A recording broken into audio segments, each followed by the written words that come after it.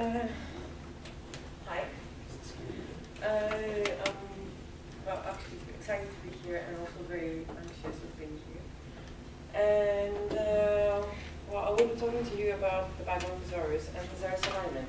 I was smart enough to switch around the original title of the presentation because, I mean, if we're going to talk about alignment, we should probably know what we're aligning to or what we're proposing to align to. So,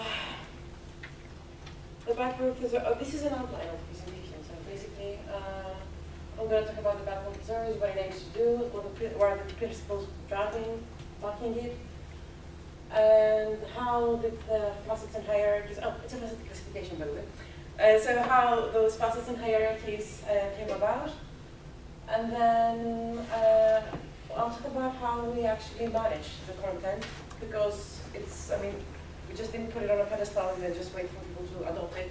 Sometimes, no, we have to change it. And and the final part, crucially, is the alignment of Thesauri. Through Vista, which is a tool for actually visual terminology alignment, it's very easy to use. And it's pretty much, actually it's very cool. Yeah, okay. So this is a poem I'll have to read because I don't remember it by heart.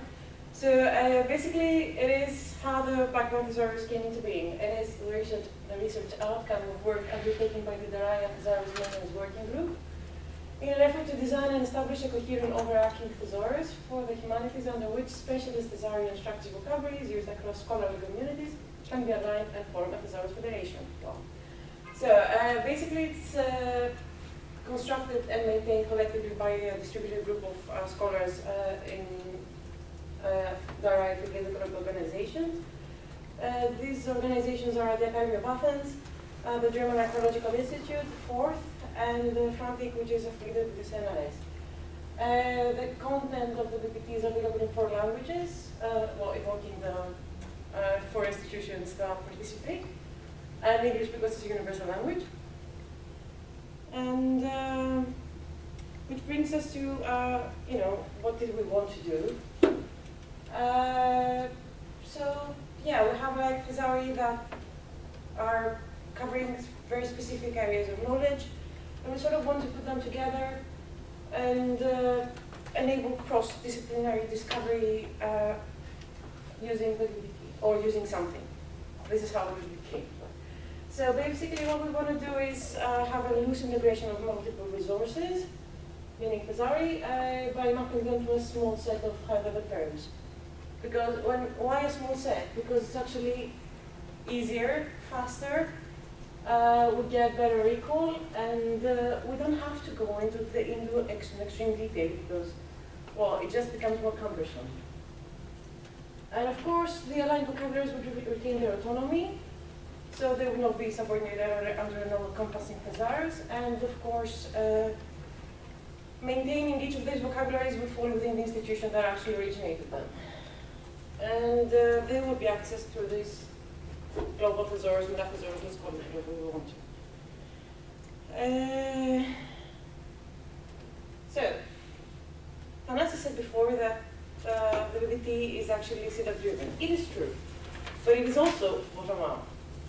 Why? Because, well, it was just, well, for starters, the setup was not, we did not conceive of the setup in one night. It was actually collaborative work that took into consideration various databases from various fields. So it's actually, you know, building from bottom up. And also, since it began, the VBT has, well, it has the potential of being used by different people, different organizations, different fields, different domains. So it's bound to bring up, it's bound to create clashes and then need a means to resolve those clashes. So its content is going to change probably, all the way from bottom going to the top. So as for the way it's structured, we only allow hierarchical easy integration within it. And so yeah, the other 2 principles would be that we never define by negation because, I mean, the domain is bound to change all the time. Still, it's like you cannot have a complement of a term. And oh, we already said that. So basically, yeah, it's open to revision. So it draws heavily on the pseudo-theorem classes. But given the outreach and the importance and, I mean, yeah, okay, we're all like in all before the AAT. We've tried to reconcile to some extent with it. So especially, taking into account the high-level facets and hierarchies of the AAT and trying to see if there's an overlap there. Okay, let's keep that. So that would be the structure of the VPT as it is now. Everything that's in boldface and says facet is a facet. Everything that is not is a hierarchy, and it's just this small for the moment. And if we actually take a closer look, we'll see that activities and natural processes and types of entities would form, my God, sorry, would form perdurance. My head sometimes stops. Yeah. And we'd see also that conceptual objects, geopolitical units, groups and collectivities, and roles, and material things, of course, would form endurance. And we have the principal types of materials as well included. So Thanasis was kind enough to actually talk about these things before. So it's not like I have to go through the scope notes of every single one of those things because it would be extremely boring. Yeah, seriously. So, but I mean, as just a very quick introduction. So materials is something that is very relevant to pretty much anyone who's doing conservation and pretty much anyone who's doing anything. And well, it actually evokes exactly CRM E57 material, and there's no significant difference with the AAT's materials, except for the AAT's materials being more explicit and more well, fine-grained. But if we go to perdurance, we'll see, yeah, those are the ones I mentioned before. Basically, the types of epochs corresponds to what we would call in CRM period. Yeah, but it's just, yeah, I mean, it's not even massively used, so I'm not going to go into that. But what those things, activities and natural processes have in common is that they actually occur over time. They are differentiated by the fact that the former activities are actually intentional, they involve volitional agents. Natural processes are things that happen irrespective of whether we want them or not. So, yeah.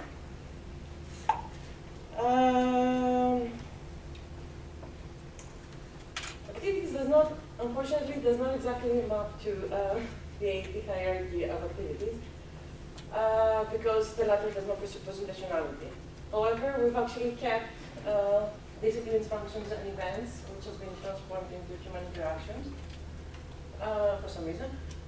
And because it really depicts the structure of, professional areas, things that are very concrete and have to follow steps, and events as they are like defined over place and over space and time and of participants and whatever. But natural processes does not map to any CRM class.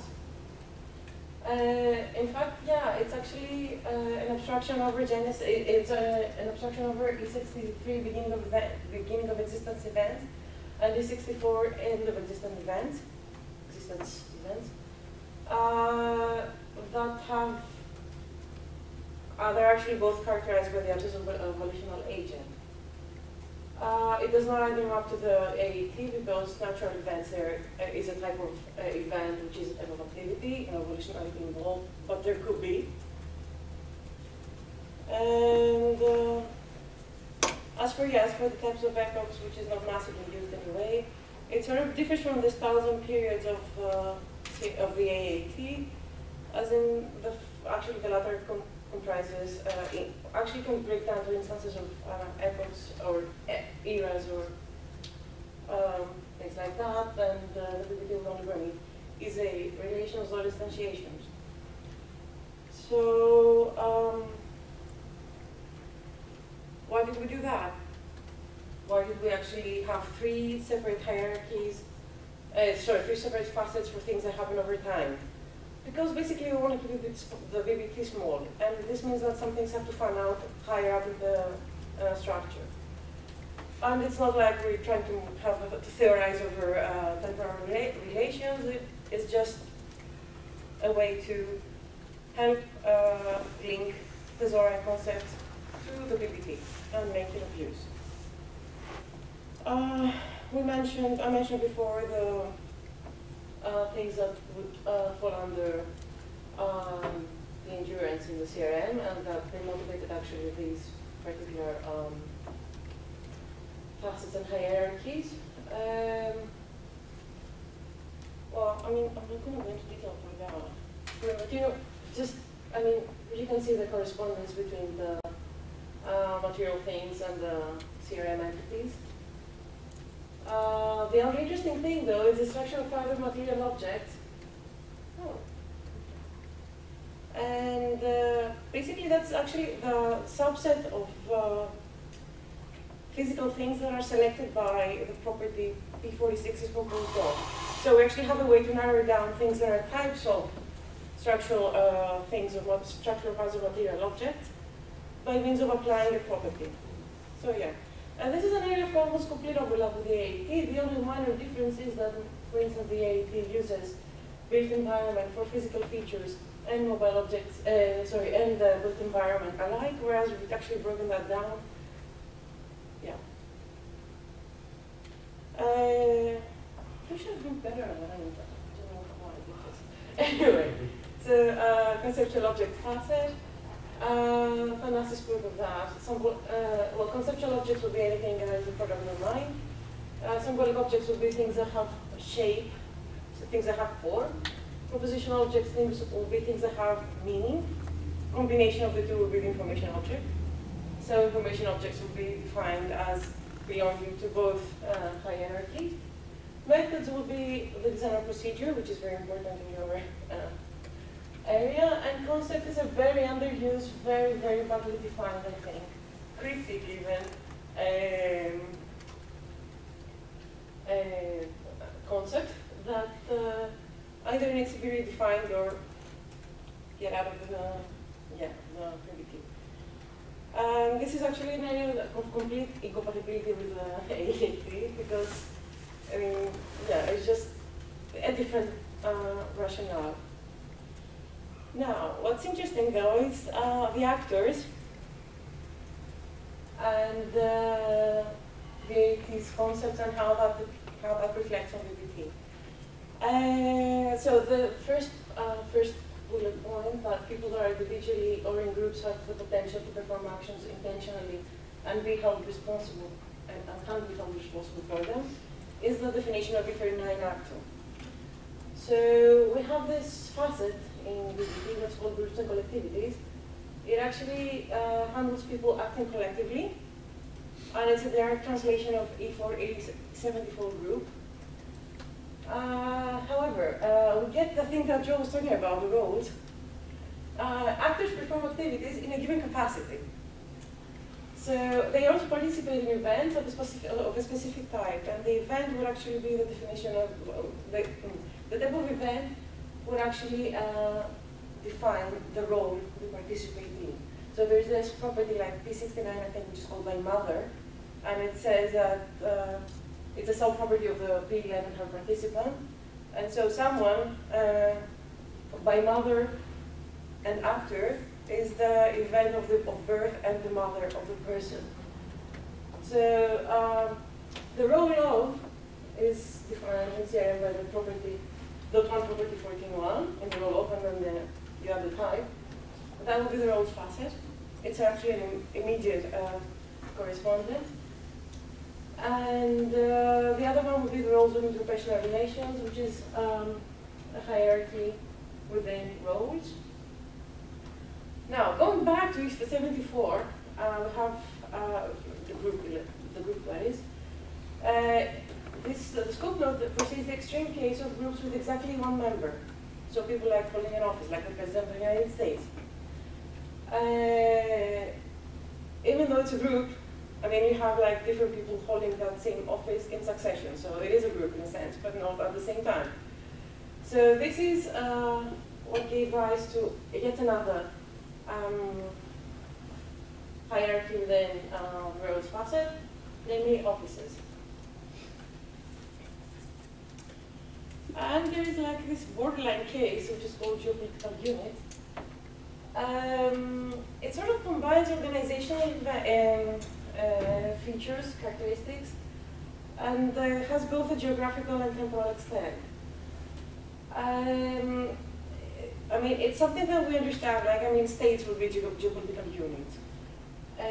However, it's, I mean, the status of this, the status of this term with respect to the CRN would not be completely clear, but it would fall within organizations of the AAT, so just trying to import that part of the structure. Yeah, whereas, I mean, we'll see that AAT people will map to BBT roles on groups and collectivities. Organizations, but not the administrative ones, would map to groups and collectivities as well. And then those administrative or political organizations would map to the BBT geopolitical units. So, and that brings us to the end of the BBT. And as I said before, we're not going to we're not just going to have to show the BBT and then just let it be. We have to use it. We want people to use it. So there's going to be the need to refine it, to change a few things, redefine scope notes, or actually merge facets, split facets, merge hierarchy, and there is a way to actually do that through BB Talk. It's actually, what it says, that it's an online service for managing Thesaurus integration and updating its content when necessary. So what does this thing do?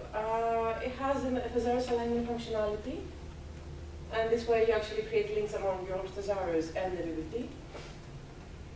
And then the other thing that's very important is that it provides evidence confirming or disconfirming the high-level terms of the Thesaurus itself. So if something is massively underused, it is a hint that maybe it shouldn't be there. If something is extremely used to the extent that we actually miss out on the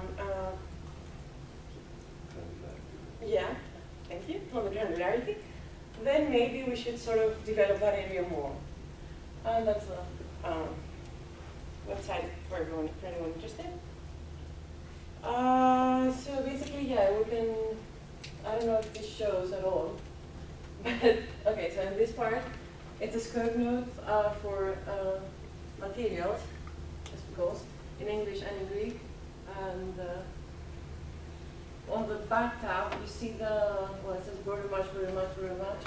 It's like connections made to materials by many users of the BBT, basically local Thesaurus maintainers.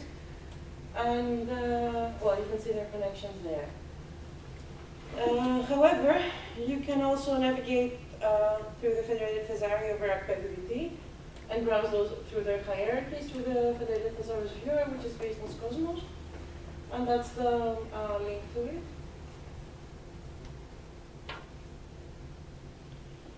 So, I've said that before. Sometimes things have to change. How do we do that? It could be a form of change would be to introduce new terms. A form of change would be to delete terms. A form of change would be to merge things, or to split them, or to change the scope nodes. All of these things are documented within this environment. And and to accept a change means that it has been thoroughly discussed and decided upon by a group of people that are vested in maintaining the VBT. So I'm sure that this, you really can't see what's that. But this is actually part of the discussion. So at some point we wanted to introduce a new hierarchy, which was called language. And then we had to talk about it a bit more. And then we're not sure whether we should have, long story short, we didn't know whether we'd actually have language as an overall term introduced to the VT, or we'd have formal languages, natural languages, and we still haven't decided apparently. So yeah, that's a good thing. And this was actually part of the need to align, vocabularies that had been created as part of the Parthenos project to the BBT. So it was part of the alignment problem that we had to deal with. So the purpose of the alignment would be to integrate knowledge, support the communication among individuals, teams, communities, coming from different scientific, cultural, technical, and other domains. And more specifically, that would mean that we're integrating different terminologies under one target terminology. And that terminology will get extended with new specialized terms. And so you can actually query that afterwards, and you get to find more results, and that's good. So someone of fourth have people, actually not someone, but people, the team of fourth, which I'm not part of, have developed Vista, which is a visual terminology alignment tool. It's offered by MetaFact, and what it does is offer a simple and friendly web-based interface for exact matching, exact terminology alignment, which is actually target-driven. So what we care is for the new, how do I say that in one word? So it's actually target-driven means that the structure of the target is the one that gets preserved. The original structure of the source Thesaurus is lost. And it's human interactive in the sense that it's not automated, it's just something that you have to manually do. And so the alignment will follow three principles that you'd have to result in acyclic graphs, meaning and preserve the subsumption, the taxonomy subsumption. That means that you cannot have something be the father and the child of itself. But you actually have to be very careful with that, because sometimes, you have multiple hierarchies and then you're just linking things and somehow you can get lost. The system would actually tell you that, hey, there's a problem here, just you have to decide. Well, of course, broader relations are symmetrically inversed, and the source would conform to the target, but not the reverse. So you're actually keeping the structure of the target, not the structure of the source.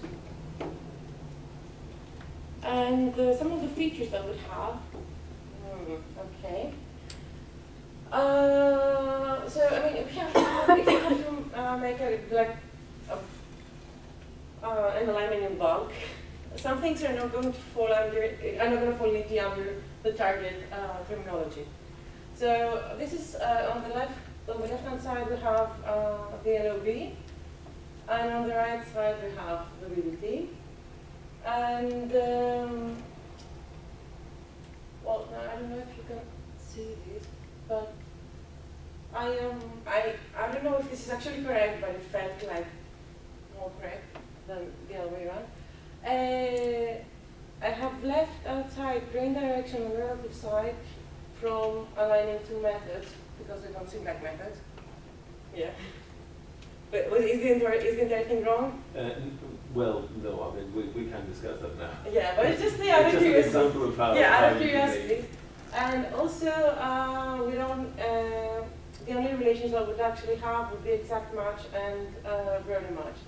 In the case of broader match, is the things that you see hanging, well, underneath and, well, with an indent from the PBT term. the exact match will actually vary the equation symbol, so you just, yeah, figure it out. Again, we've said that multiple inheritance is allowed, unless it breaks the assumption. And so, yeah, those relations, like broader and narrow, and broader and exact match would extend the target terminology. So, what do we get out of? Oh, this doesn't show it all. Okay. So what do we get out of that?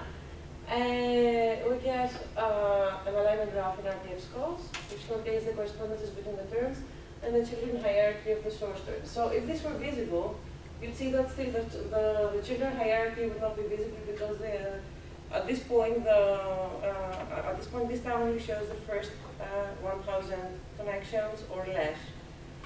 So for some reason it just can't handle all the implicit connections in this environment. And when you're when the result of the alignment will be the union of the aggregation of the alignment graph and the terminology graph, the target terminology graph. So the question that has been haunting us since yesterday is, well, not to align or not to align, but to connect or not to connect. The answer would be yes, of course. But if in the particular case of the alignment would be, what target should you align to? So the answer would be actually really depending on what you want to do. So starting with the key alignment, because it's something that I sort of tried to do with the LOB, it is really fairly easy and quick.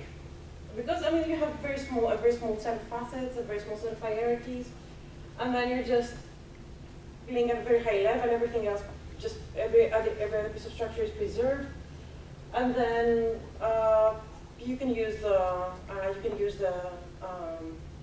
PBT browser and then see browse through every thesaurus that has been linked to the PBT, and you can publish there, even though I mean yeah. And well, I mean, if you can't really find an appropriate node to align to, then you can just log on to PBTalk and say, hey, you guys, I need this, and then we'll discuss it, and hopefully we'll decide at some point. And at the same time, I mean, we can use, assuming that the structure of, assuming that the federation grows bigger, we can actually decide to find a thesaurus that has a very nice structure in this particular part that I want to align to. And then I can start doing a complete alignment with a fully fledged thesaurus. And yeah. So at this point, we're just starting the alignment with a fully fledged thesaurus. Of course, I just did it because I really love it. When it's a massive task. It's like something that's cumbersome, it takes forever. And it's just what I said before. I mean, if you want to reorganize the part of the thesaurus, it's a very good idea to find the most explicit, the most fine-grained, the most, I don't know, magnificent thesaurus, and then just align to that. But it requires that you have very good knowledge of both structures. I mean, also, the source and the target. And also, it requires that you cannot be sloppy. I mean, you cannot just take everything here and then just add it to components, everything from components, and then add it to components. You have to go like step by step. So it means that you actually really know each side of the map. And this is really cumbersome. I mean, if you actually see the previous slide, if you can see the orange things, so those are a few materials, well, 3 materials, that have been equated to the respective terms of the AAT. And it took me hours. Whereas, I mean, this is just sloppy and not good. So it's very important to find the best data structure to align to, but you have to have the resources and you have to have like the time to do it. So if you want to do that, very good candidates. If not, if you just want to do something quick, then you find something small and you align to something small. So that's that. I don't have any slides. So if you want to discuss anything. Thank you.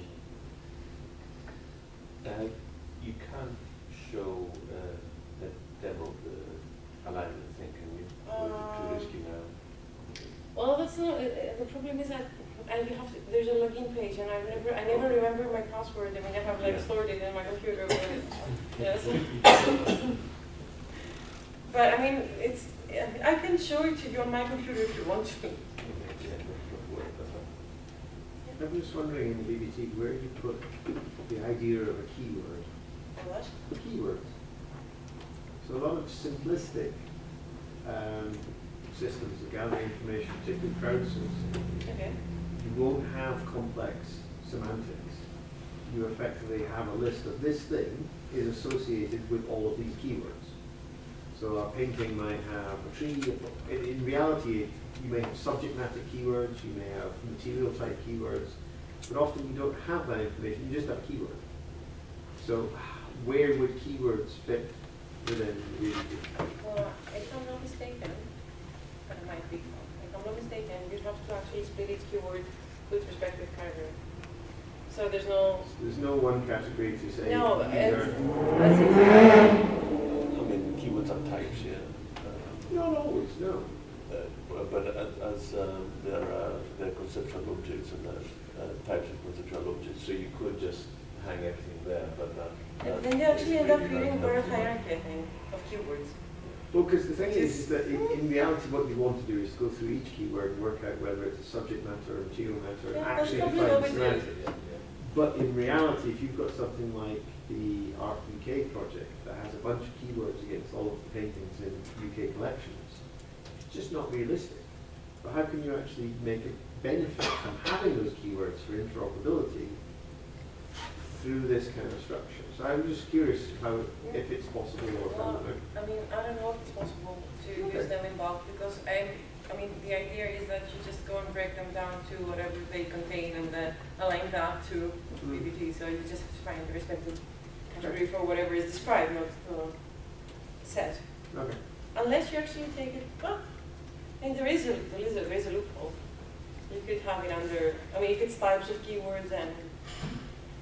Because I've done it It on a probably concept, be- it's a conceptual idea. It is a conceptual idea. This thing is related to this concept, but we have no definition of what the relation is. And it's effectively one of the quickest ways to connect different systems is through keywords. Well, okay, So you can have some degree of interoperability, but it's very sloppy semantics. So it can demonstrate a benefit because then you can search for other things which are related to that concept very quickly without having to define all the concepts. So it's a stepping stone where you get a little way along, but not much. But it's not ideal theoretically from any shape or form. there is this bending around the problem. That can treat keywords as types of form. So then you could just stick them under symbolic objects. I'm not very happy with that. That's what I've often done before. But I mean, yeah, you get to do that sometimes.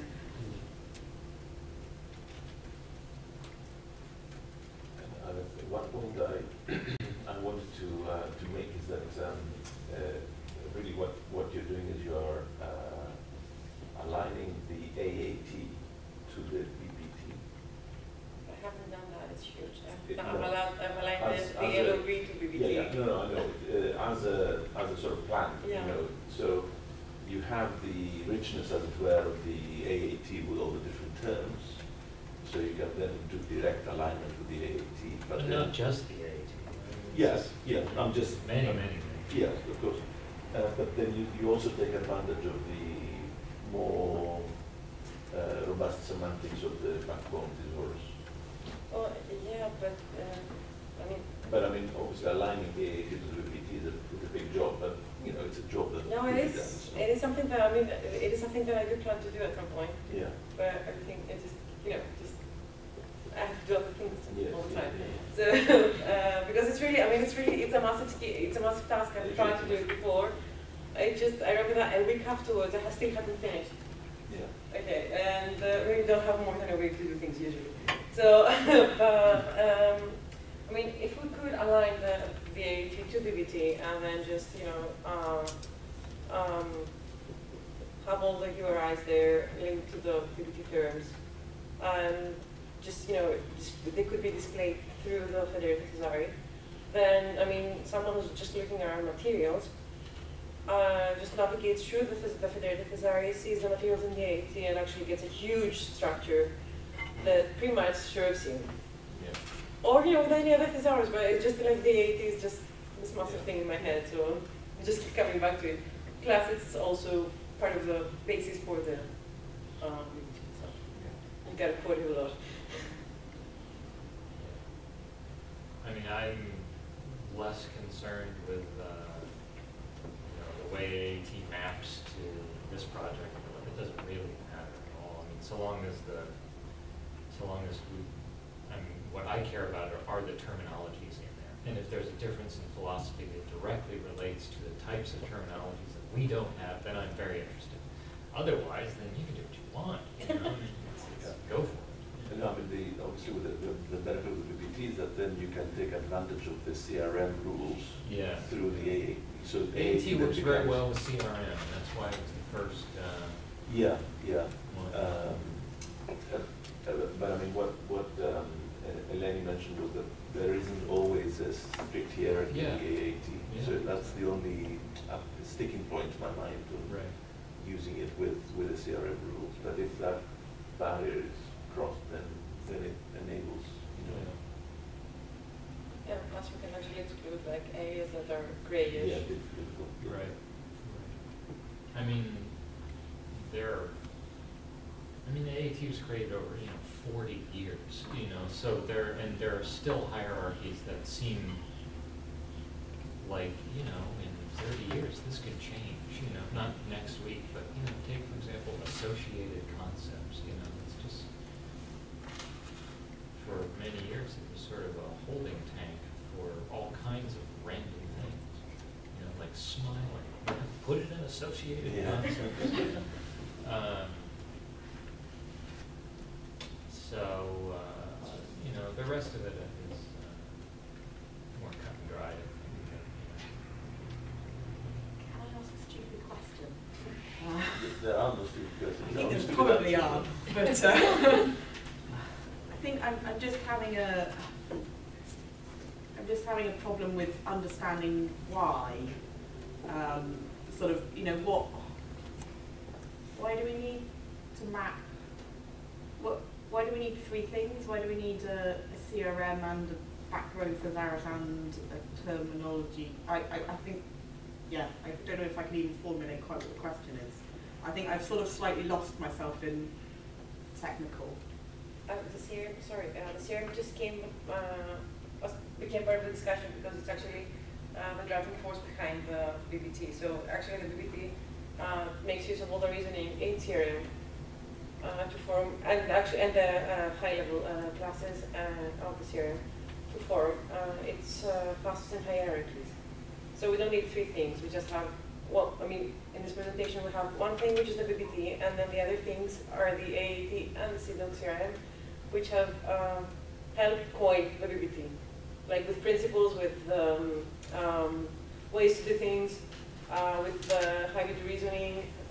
So in that sense, you don't need three things, no. I think the easiest way to say is that the CRM defines your way of thinking, and the BBT is a much simplified version of AAT.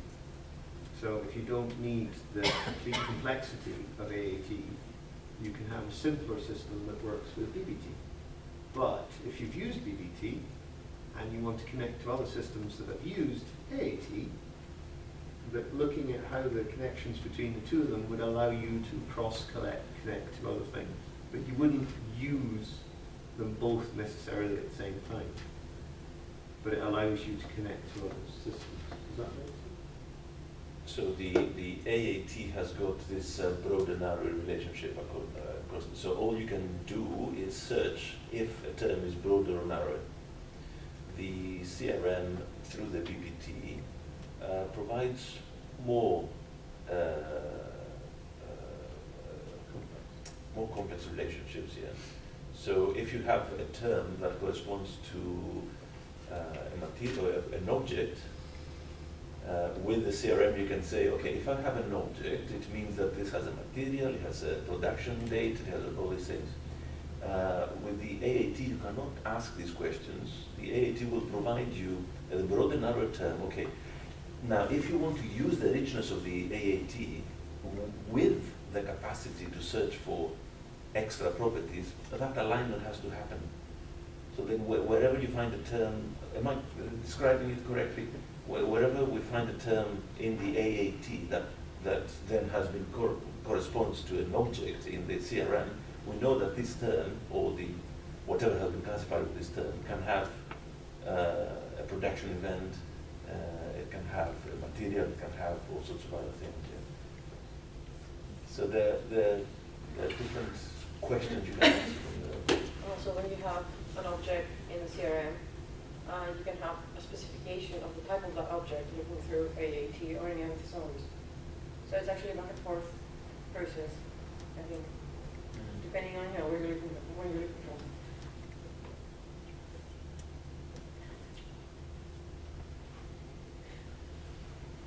So, have you all?